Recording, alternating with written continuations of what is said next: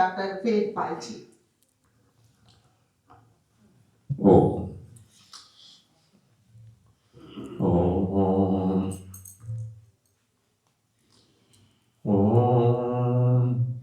Yasya bhumi pramantarikshmutodaram divam yaschakre murdhanam tasmai jyesthaya brahmane namah sarvesam vidusam मम चित्ते च वर्तते वन्दे तं वेदपुरुषं धियो यो न प्रचोदयात् धियो यो न प्रचोदयात्। इस सत्र के अध्यक्ष प्रतिष्ठित वैदिक विद्वान प्रोफेसर वीरेंद्र अलंकार जी और आपके पार्श्व में ही स्थित हैं, आप सबके बड़े सुपरिचित हैं, यशस्वी विद्वान प्रोफेसर विक्रम कुमार विवेकी जी, इस आर्य समाज के प्रधान श्रीयुत बत्रा जी, श्रीयुत रमेश बावा जी, और जिनसे आप बड़ी महत्वपूर्ण चर्चा सुन चुके हैं। एक गुरुकुल का बहुत ही सफलतापूर्वक जो संचालन कर रहे हैं, अपने जीवन के 25-30 वर्ष इस आर्ष विद्या के प्रचार के लिए जिन्होंने समर्पित किए, डॉक्टर जयेंद्र जी,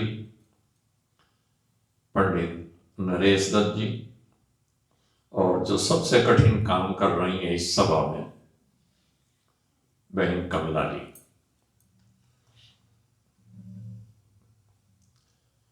अभी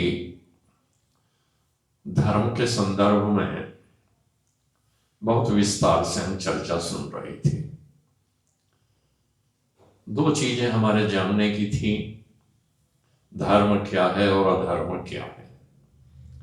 जब धर्म को जान लेंगे, अधर्म को जान लेंगे, तो पता लग जाएगा कि धर्म के ऊपर आवरण अधर्म का है या नहीं है।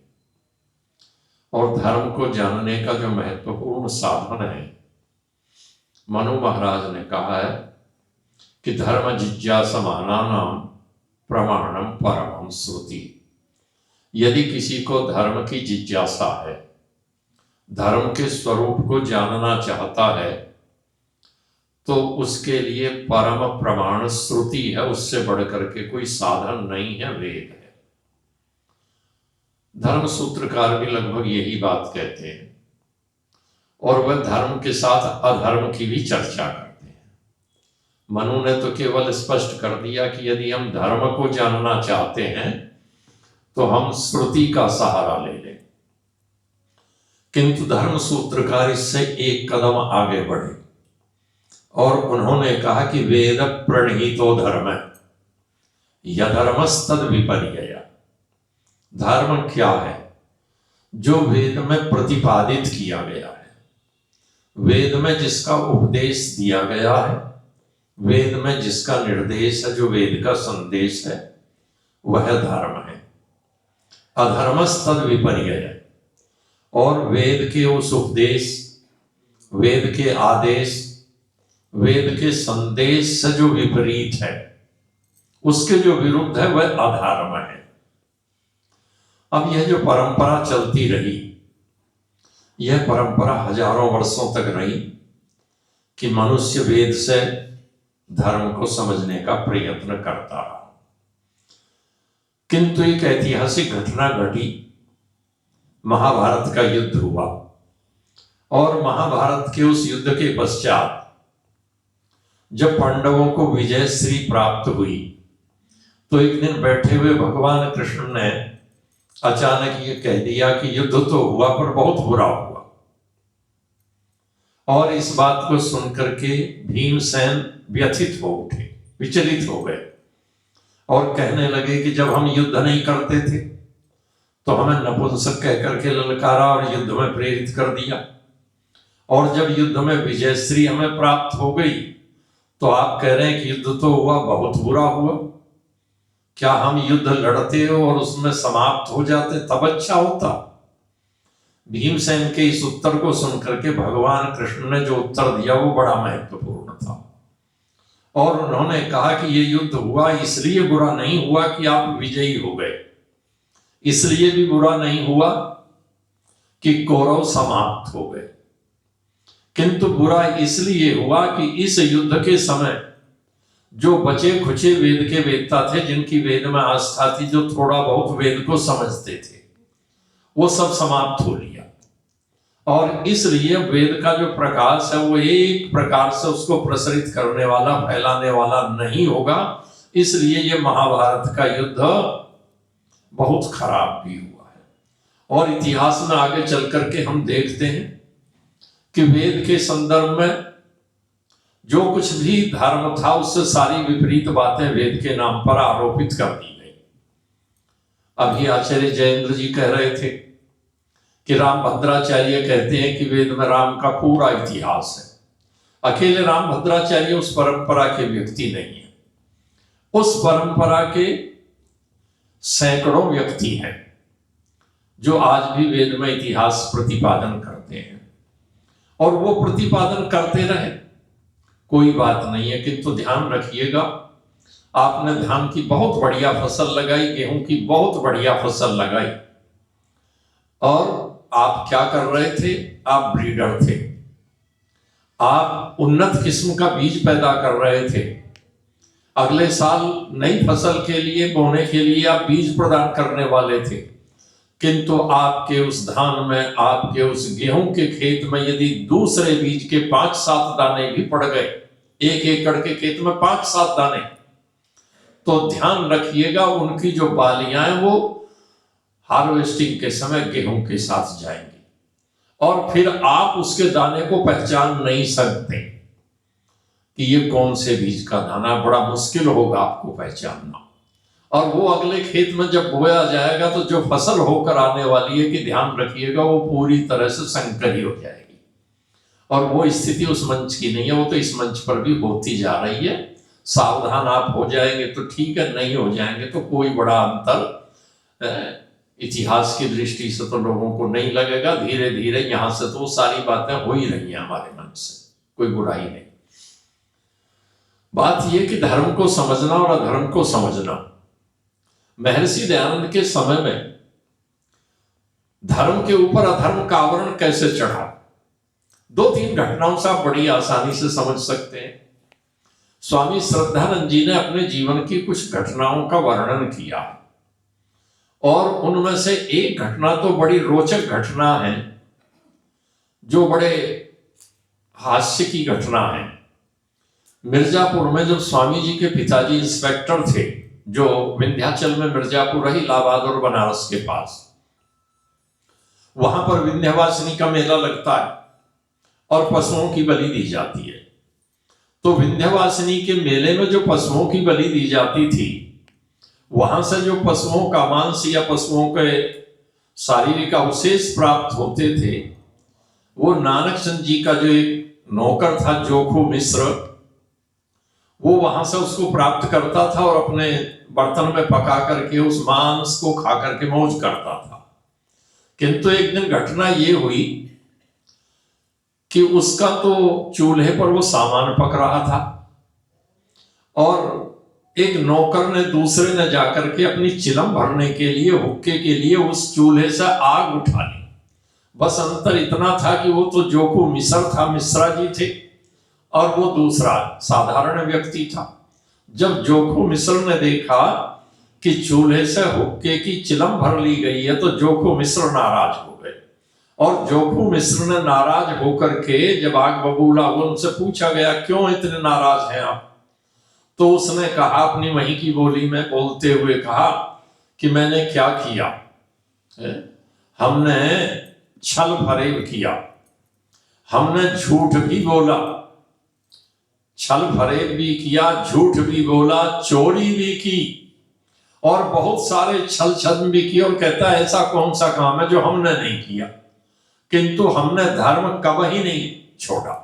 धर्म तो हमने छोड़ा ही नहीं था, ये सारे काम तो कर लिए, किंतु अपना धर्म हमने सुरक्षित रखा। तो जो धर्म न चोरी करने से गया, जो धर्म न झूठ बोलने से गया, जो धर्म न बेईमानी करने से गया, जो धर्म न कदाचार करने से गया, वो केवल ब्राह्मण के चूल्हे की आग गैर ब्राह्मण ने भर ली, बस इतने में धर्म छूट गया था, इतने में धर्म टूट गया। एक तो यह स्थिति, और दूसरी स्थिति धर्म क्या, उसका उल्लेख भी स्वामी श्रद्धानंद जी ने मिर्जापुर की घटना का ही किया।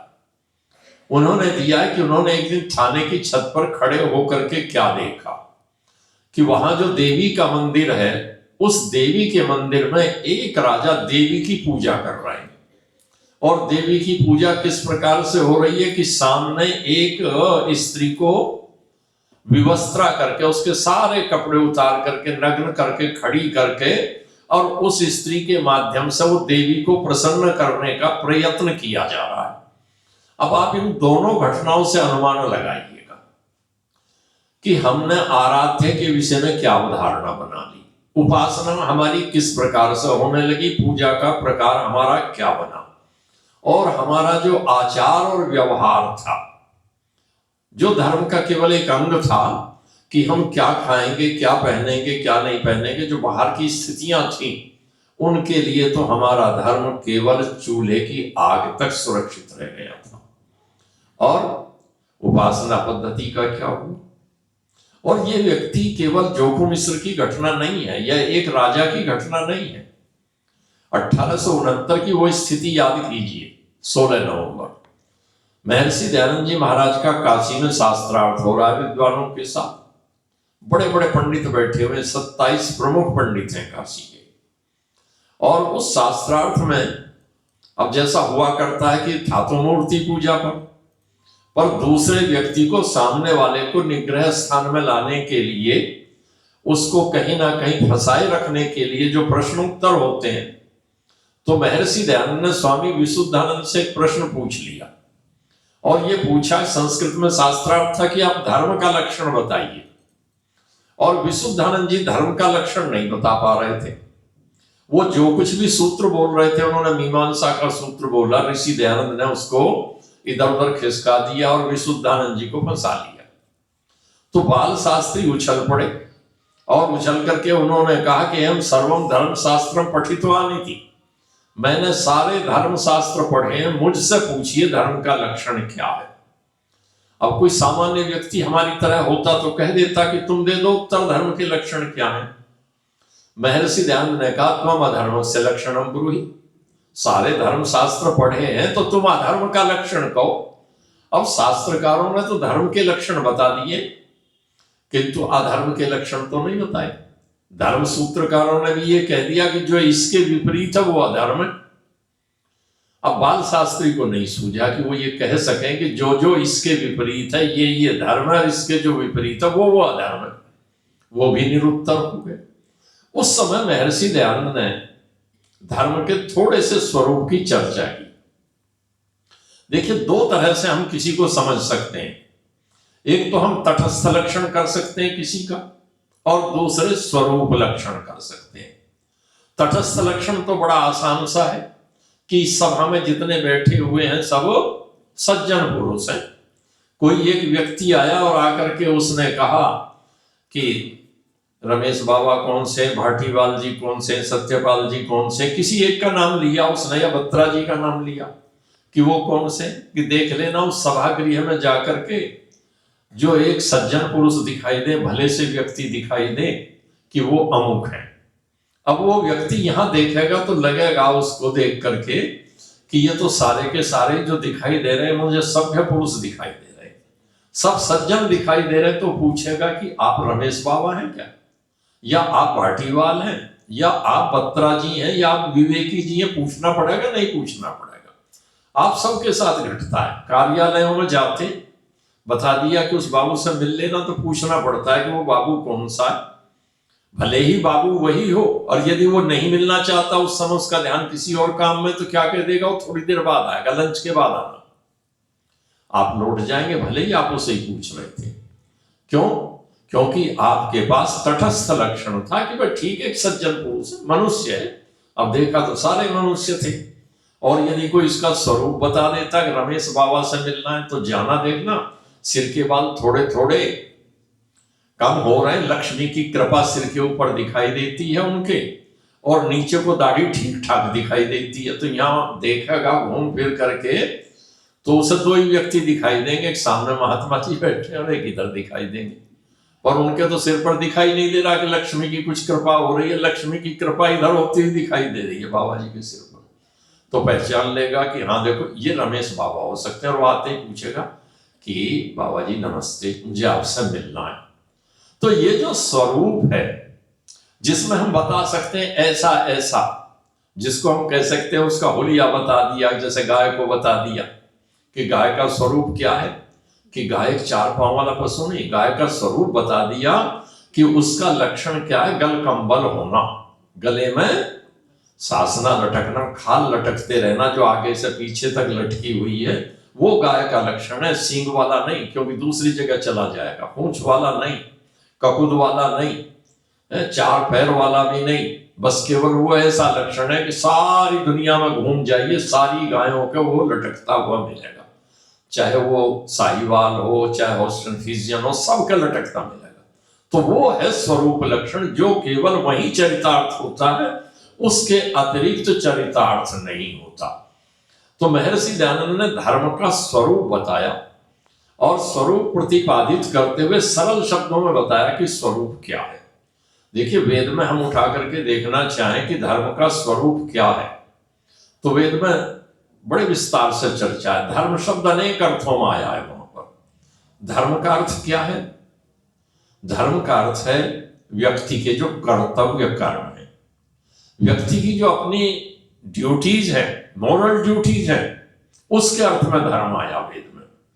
जो नैतिक नियम है, इस सृष्टि के जो नियम है, उनको वेद में धर्म शब्द से कहा।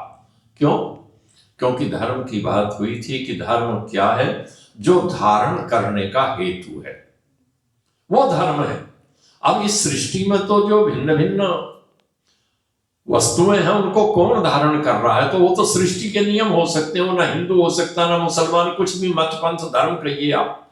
थोड़ी देर को दुर्जन तो उस न्याय से मान करके चले कि ये भी धर्म है, तो तब भी ये जो द्यू अपने स्थान पर स्थिर है, पृथ्वी अपने स्थान पर स्थिर है, तो इसको धारण कौन कर रहा है? इस भवन को तो धारण करने वाले पिलर्स हैं, किंतु इस ऊपर के लोगों को कौन धारण किए है?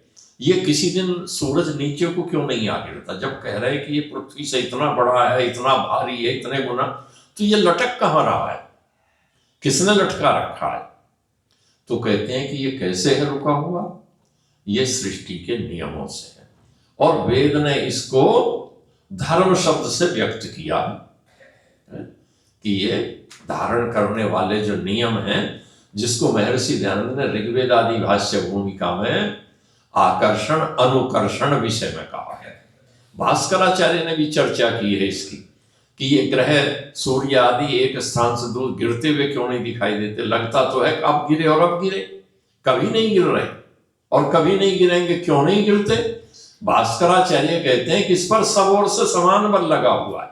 तो ये जो सब ओर से समान बल लगा करके इनको रोका गया है, ये जो सृष्टि का नियम है, वेद ने तो इसको भी धर्म से कह दिया। जो वर्षा है, वर्षा को भी वेद ने तो धर्म शब्द से कह दिया। और धर्म से किस लिए कह दिया? कि मनुष्य के जीवन को धारण करने वाला तत्व है अन्न, और अन्न की प्राप्ति किससे होती है? कौन अन्न को धारण करने वाला है? अन्न को धारण करने वाला है जल, और जल का आधार क्या है? कहां से जल प्राप्त होते हैं? जल प्राप्त होते हैं वर्षा से। पृथ्वी में भी जल, जहां जितनी ज्यादा वर्षा रहती है उतना ही वाटर लेवल ऊपर रहता है, और जहां वर्षा कम होने लगे, पानी को पृथ्वी से निकालते चले जाएं, तो हजारों फीट नीचा हो जाएगा। तो जल का धारण करने वाला, अर्थात मनुष्य के जीवन को धारण करने वाला कौन है? वो वर्षा का जल है। इसलिए वृष्टि आदि कर्म को भी वेद में धर्म शब्द से व्यक्त कर दिया। और ये ऋषि दयानंद के भाष्य को आप पढ़ेंगे तो अकेले ऋग्वेद में धर्म शब्द 75 बार प्रयुक्त है और कम से कम मोटे मोटे 15-16 अर्थ हैं। केवल एक मंत्र में महर्षि दयानंद ने उसका वो प्रचलित अर्थ किया है जिसे आप उपासना पद्धति कह सकते हैं, जिसे आप कहीं थोड़ा बहुत अग्निहोत्रादि कर्म से जोड़ सकते हैं।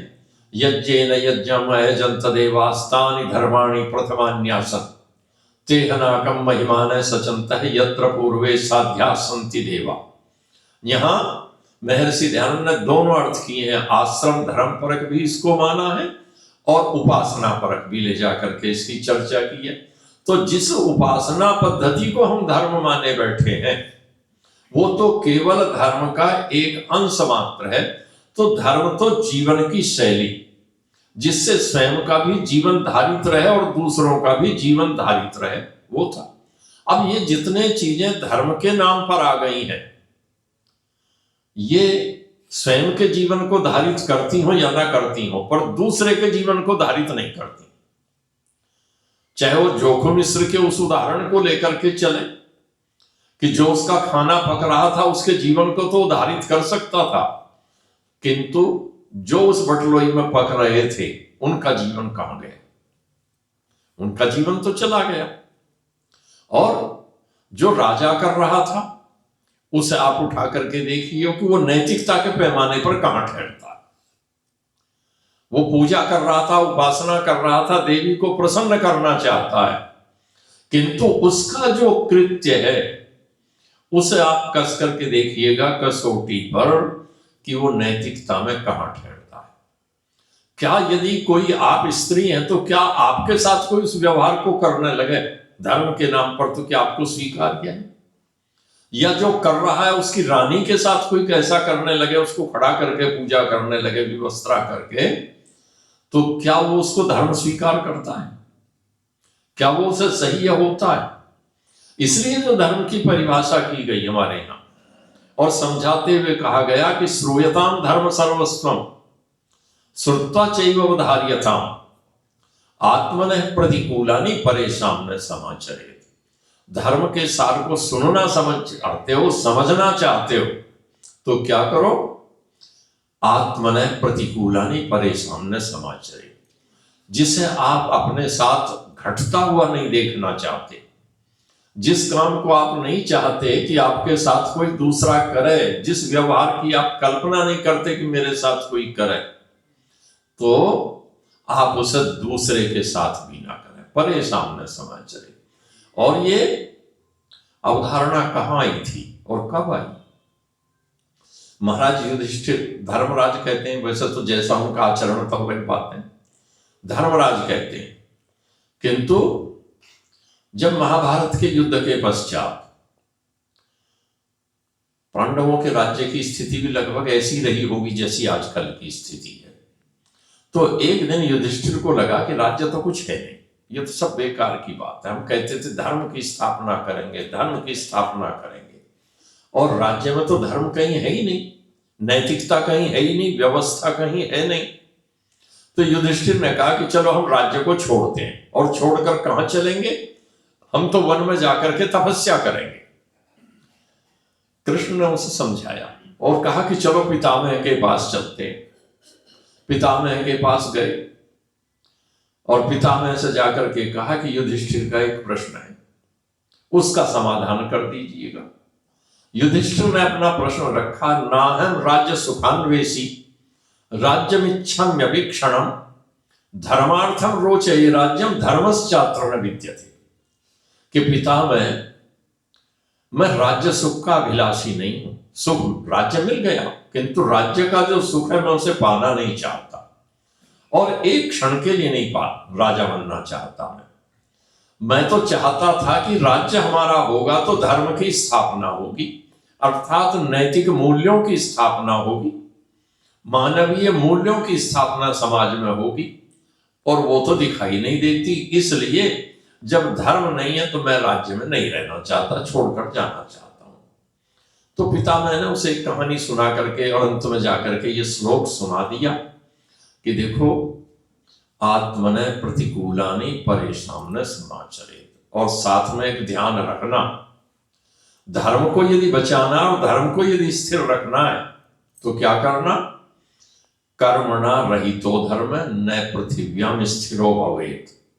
जब धर्म व्यक्ति के आचरण से निकल जाएगा, व्यक्ति के व्यवहार से निकल जाएगा, धर्म कहां आ जाएगा? व्यवहार से निकलेगा तो केवल शब्दों में रह जाएगा, धर्म पुस्तक में रह जाएगा। तो धर्म पुस्तक में लिखा रखा रहे, पुस्तकों में छपता रहे, बिकता रहे और केवल वाणी से धर्म का उपदेश होता रहे तो क्या होगा? पिता मैंने देखा कर्मणा रहितो धर्म है। जब आचरण से रहित धर्म हो जाएगा, कर्म से व्यवहार से रहित होगा धर्म, तो न पृथ्व्याम स्थिरो भवेत, फिर किताबों में रहेगा, पृथ्वी पर स्थिर नहीं हो सकता। और धर्म के नाम पर है क्या? अधर्म का आवरण क्यों है? आप किसी को उठाकर देख लीजिएगा कि धर्म के नाम पर क्या क्या स्थितियां। मैं अभी रायपुर से आ रहा हूं और जिस धर्मशाला में वो कार्यक्रम था, उस धर्मशाला के संस्थापकों में से एक सज्जन सुनने भी आते थे और बड़े आग्रह के साथ परसों जब समापन हो गया तो मेरे पास बार बार भोजन के लिए हाथ जोड़ करके कभी क्या लाऊं, ये लाऊं, बात हुई। और बात होते होते मैंने ये कहा कि ये धर्मशाला आप लोगों ने बनाई? कहने लगे जी हाँ बनाई थी, कुछ लोगों ने मिल करके, अपने पूर्वजों ने मिले थे, हम बना रहे हैं और हम बापूजी के शिष्य हैं। अब आप समझ गए होंगे, बापूजी के शिष्य हैं। और उन्होंने कहा बस हमारी सबसे बड़ी बात यही है कि हम 335-34 सदस्य बताए कि हम में से एक भी विचलित नहीं हुआ, एक भी विचलित नहीं हुआ। सबसे बड़ा धर्म यह है कि बस हम बापूजी के सिद्धांत पर चल रहे हैं। तो वेद छूट गया, बापूजी क्या कर रहे हैं और बापूजी कहां, वो सब आप जानते हैं। या और जो कुछ भी धर्म के नाम पर हो रहा है, हमने इसको धर्म मान लिया। अब ये कितना धर्म है और कितना अधर्म है, सोचने की बात है कि धर्म था तो किस लिए? धर्म था व्यक्ति के अभ्युदय के लिए, धर्म था व्यक्ति के निश्रेयस के लिए। इस पृथ्वी पर रहने वाले जो प्राणी हैं, उन प्राणियों का क्या हो? अभ्युदय हो, उत्थान हो, उनका विकास हो। अब यदि वो जिस भौतिक अवस्था में रह रहे हैं तो उस भौतिक अवस्था में भी तो सुधार हो उनकी में। यदि वो दीन होते चले जा रहे हैं, यदि जो उनका आचरण है वो आचरण मनुष्यता से घटता चला जा रहा, नीचे को गिरता चला जा रहा है, उसका आचरण कुछ ऊपर उठ रहा होता, यदि वो अध्यापक था तो बढ़िया अध्यापक हो गया होता, वो अध्यापक था तो बढ़िया अध्यापक हो गया होता, और इतना बढ़िया अध्यापक हो गया होता कि वो मेडिकल लेकर के आपका यज्ञ ना करा रहा होता। यदि वो मेडिकल लेकर के आपका यज्ञ करा रहा है तो समझ लीजिए धर्म कहीं नहीं है, बिल्कुल धर्म नहीं है। कोई ऑफिस में बाबू हो गए, आप अधिकारी हो गए किसी ऑफिस में जाकर के, और किसी पीड़ित व्यक्ति की सहायता करने के एवज में आप सुविधा शुल्क वसूल रहे हैं, तो आप मंदिर में कितनी पूजा करते हो, आपका धर्म कहां है? आपका धर्म तो यह था कि आप जो वेतन प्राप्त कर रहे हैं और उसके बदले में जो कार्य आपको आवंटित किया गया है, उस कार्य को आपको पूरा करना है और 100% योगदान देकर पूरा करना है। योगदान तो आपका 99-98 हो गया, चलिए आप सुविधा शुल्क भी नहीं लेते। जैसा कि एक बार हुआ था, मेरे कोई मित्र थे और उन्होंने एक लाइसेंस लिया, कहने लगे चलो मेरठ चलते हैं और वो लाइसेंस लाएंगे। चलो चले गए, साथी हैं, गए लाइसेंस लेने। तो जो खान साहब बैठे हुए थे, बड़ा बढ़िया व्यक्तित्व, बड़ी मीठी बढ़िया बातें करें, और वो लाइसेंस की कॉपी ना दे। अब हमारे मित्र भी पूरे चौकस थे, वो सोचते थे मुझे पैसा ना देना पड़े, पुरानी बात है, और वो इस उसमें थे कि ये बिना मांगे दे दे। जब काम नहीं चला तो उन्हें कहना पड़ा खान साहब को कि देखो प्रोफ साहब, एक ध्यान रखना, मैं रिश्वत बिल्कुल नहीं लेता, पर दस्तूरी में छोड़ता नहीं हूं। मैं दस्तूरी नहीं छोड़ता, रिश्वत कभी नहीं ली मैंने। पर दस्तूरी का क्या अर्थ है कि ये तो रिवायत है, रिवाज है, एक परंपरा है, ये काम करते हैं तो बदले में कुछ मिलेगा, रिवाज है, तो रिवाज तो पूरा करना पड़ेगा, आपको रस्म तो निभानी पड़ेगी। और उस सस्ते समय में 80 की 81 की बात रही होगी, उसने 50 रुपए केवल वो लाइसेंस की कॉपी उठा के, जिस पर शस्त्र प्रभारी के हस्ताक्षर हो चुके थे, वो देने के 50 का नोट तब ले लिया जब देने वाला एक नया पैसा देने को तैयार नहीं था। तो सोच कर देखिए कि फिर वो 5 समय की नमाज पढ़ने का क्या लाभ हुआ। तो अभ्युदय कहां हुआ? व्यक्तिगत जीवन का उत्थान कैसे होगा? व्यक्तिगत जीवन का उत्थान तो यदि किसान है तो बढ़िया किसान होने में, यदि व्यापारी है तो बढ़िया व्यापारी होने में है, यदि दवा निर्माता है तो फिर कैसी आपका सैंपल फेल हो रहा है तो फिर कहीं ना कहीं तो गड़बड़ी हो रही है। यदि आपका सैंपल फेल हो रहा है तो क्यों फेल हो रहा है? जब आपने लिख दिया कि ये वस्तु इतनी मात्रा में, ये इतनी मात्रा में, ये इतनी मात्रा में, सैंपल किसका है? सैंपल तो यही तो देखा जा रहा है जो आपने लिखा था, ये कितने mg इसमें पड़ा या कितने, और छोटी मात्राएं करके दशमलव लगा, जो भी आप कर रहे हैं वो कितना है। अब इस पैमाने पर यदि हम कस के देखें आज, तो धर्म के आवरण में सारा अधर्म दिखाई देता है, सारा अधर्म दिखाई देता है। अभ्युदय हो ही नहीं रहा है कहीं। यदि अभ्युदय हो रहा होता तो सबसे पहले तो व्यक्ति को मानसिक शांति प्राप्त हो रही होती, पारिवारिक शांति प्राप्त हो रही होती, पारिवारिक समृद्धि प्राप्त हो रही होती। पारिवारिक समृद्धि तो प्राप्त हो रही है व्यक्ति को, किंतु उस पारिवारिक समृद्धि के बाद उसके परिवार में कितना शांति का साम्राज्य है, ये विचार करके देखने की बात है।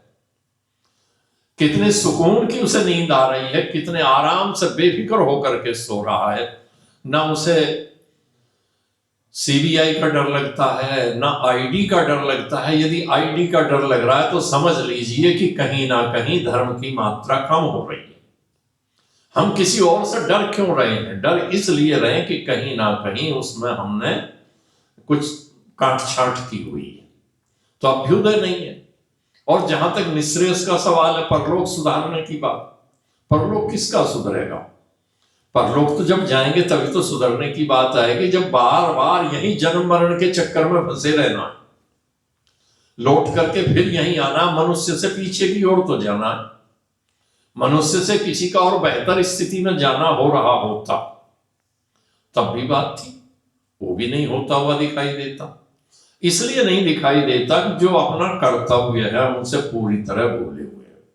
दूसरे, जहां तक धर्म का आधार हमने मान लिया कि वे धर्म तो केवल उपासना और पूजा पाठ है, तो उपासना और पूजा पाठ की जो स्थिति है जरा उसको सोच करके देखिएगा कि उपासना क्या हो रही है।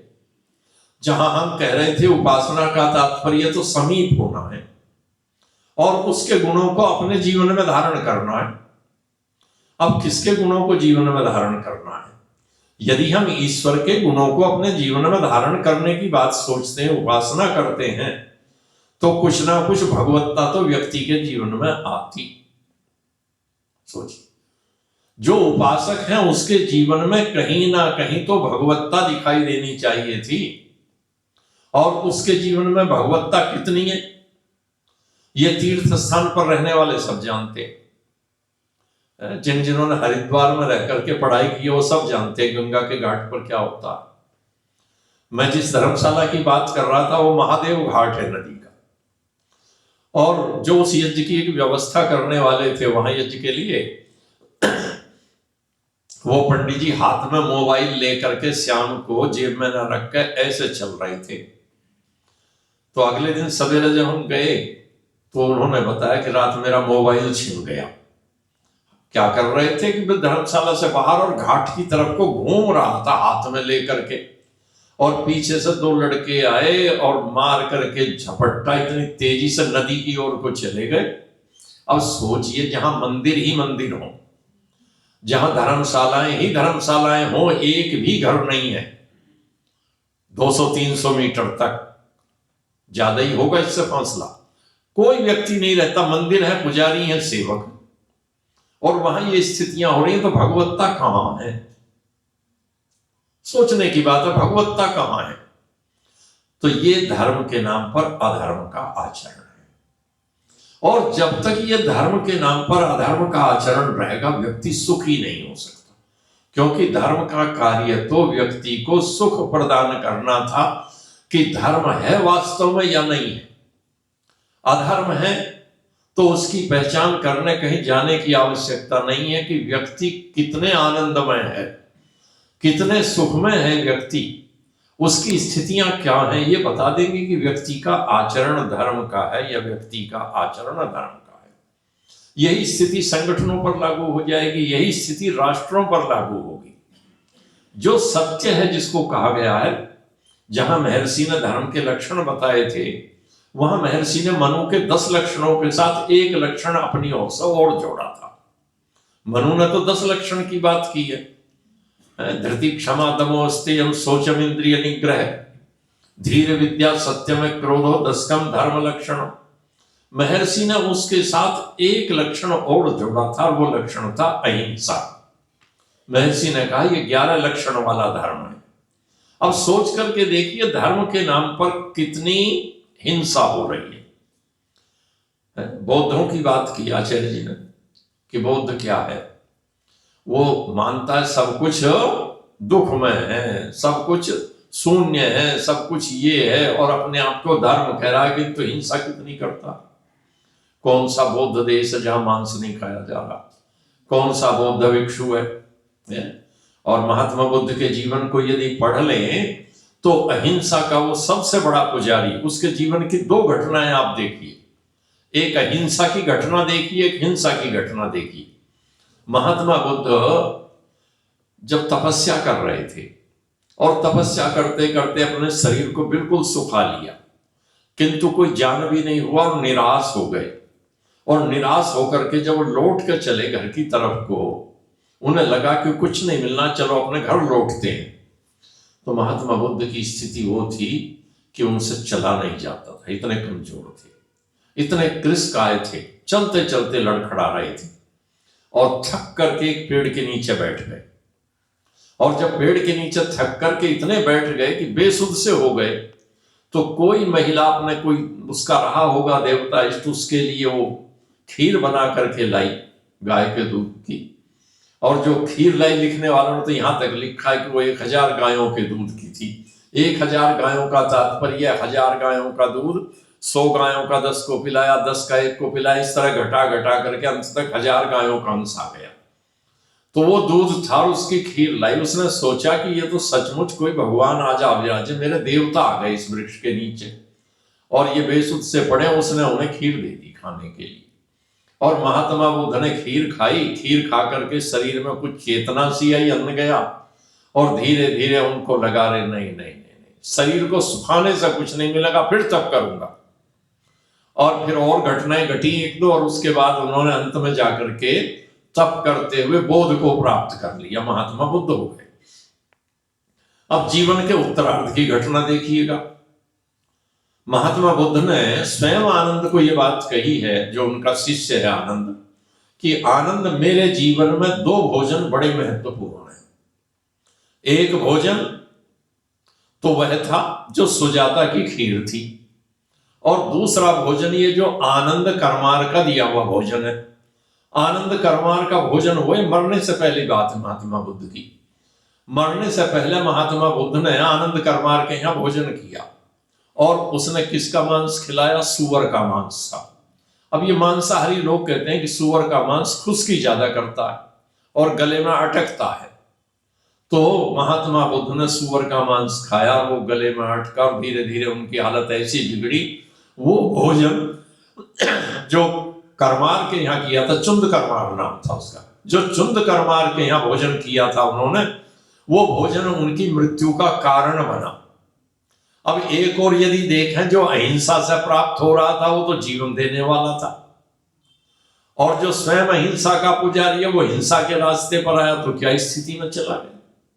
तो वो स्थिति महात्मा बुद्ध की अकेले की नहीं है, वो स्थिति इस पूरे संसार की है। अहिंसा का नाम लेकर के, धर्म का नाम लेकर के जितनी हिंसा प्रवृत्त हो रही है, सत्य का नाम लेकर के जितना असत्य प्रसारित हो रहा है, धैर्य का नाम लेकर के जितना अधैर्य हो रहा है, और अक्रोध के स्थान पर जितना क्रोध हो रहा है, और क्षमा के स्थान पर जितनी असहिष्णुता बढ़ती जा रही है। जरा सा ट्रेन में, बस में आपका पांव किसी के पांव पर रखा जाए तो क्या जवाब मिलता है सामने से? कि खुर को उठा ले, पांव नहीं कहता पांव को उठा ले, खुर कहता है। आपने सुने होंगे, मैंने भी ये शब्द सुना ही है यात्रा में, कि खुर को उठा ले। खुर किसका पांव है? पशु का पांव है, अर्थात उसे मनुष्य नहीं मान रहा। तो क्षमा के स्थान पर कितनी असहिष्णुता बढ़ती जा रही है। तो ये जो कुल मिलाकर के व्यवहार का पक्ष था धर्म का, ये व्यवहार का पक्ष बिल्कुल शून्य होता जा रहा। ये धर्म के नाम पर सबसे बड़ा अधर्म है, सबसे बड़ा आवरण है। असत्य को सत्य मान लेना, जो उपास्य थे उनको छोड़कर दूसरे को उपास्य बना लेना, ये जो सारी स्थितियां हैं, इन्होंने ही व्यक्ति के जीवन को अशांत किया हुआ है। और व्यक्ति के साथ साथ चाहे समाज हो, राष्ट्र हो, सबके जीवन में अशांति और भय उत्पन्न हो रहा है। तो केवल इसलिए है कि जिस धर्म की पालना करने से व्यक्ति को अभय और आनंद होना था, उसके बदले में वो शंका से ग्रस्त हो रहा है, भय से ग्रस्त हो रहा है। इसलिए आवश्यकता है तो वेद के अनुकूल जीवन को पहचानने की आवश्यकता, वेद के अनुसार धृति आदि गुणों से युक्त होने की आवश्यकता है। ओम शांति।